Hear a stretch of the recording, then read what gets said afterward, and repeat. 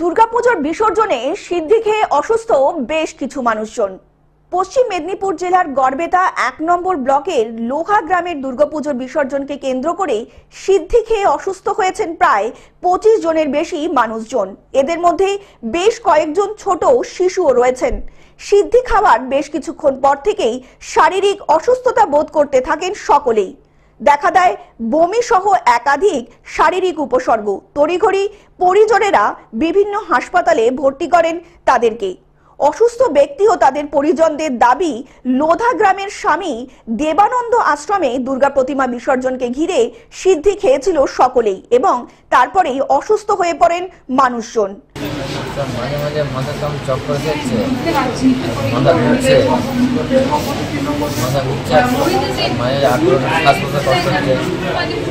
পশ্চিম মেদিনীপুর থেকে কল্যাণ মণ্ডলের report, globe news. এখন থেকে গ্লোব টিভি দেখুন আপনার স্মার্টফোনেও। গুগল প্লে স্টোর অথবা অ্যাপল স্টোর থেকে ডাউনলোড করুন গ্লোব টিভি লাইভ অ্যাপ। এছাড়া জিও টিভি অ্যাপ থেকে দেখুন গ্লোব টিভি লাইভ।